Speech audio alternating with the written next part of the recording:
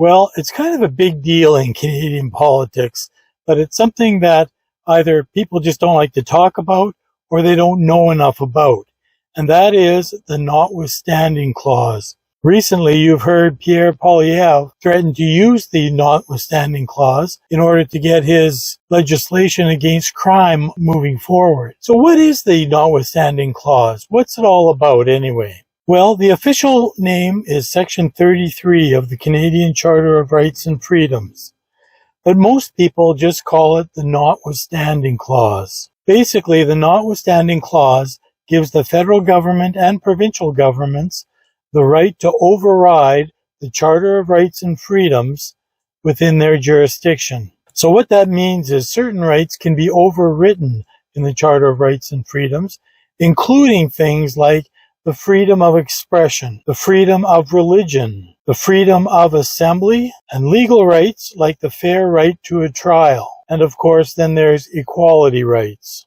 So yes, you heard that right. The federal government or provincial government can pass a law that overwrites all of these rights within the Charter of Rights and Freedom. All they have to do is use the Notwithstanding Clause. They actually have to say those words. I'm using the Notwithstanding Clause within the legislation. So has anyone ever used the Notwithstanding Clause in Canada? Well, they have, and here are some examples.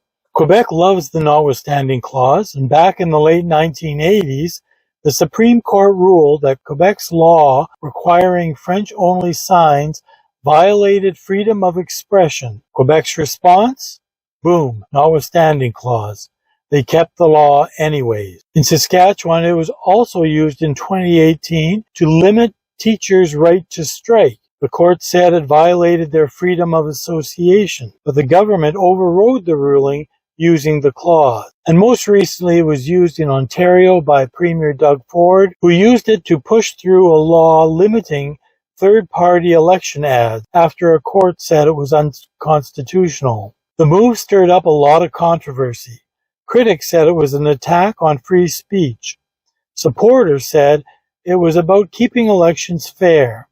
Either way, it showed just how powerful the clause can be. But why does all this matter? The Notwithstanding Clause raises a big question. Who has the final say on your rights? Is it Parliament or is it the courts? And every time a government uses the Notwithstanding Clause, that debate flares up all over again. So that's it. That's what the Notwithstanding Clause is all about.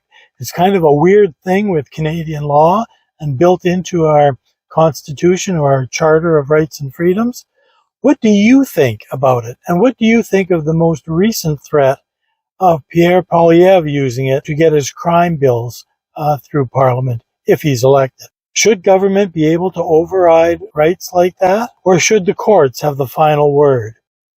Don't forget to like, subscribe, and share this video, and hit that bell if you'd like to see more about Canadian Parliament and the Canadian laws without all the boring bits.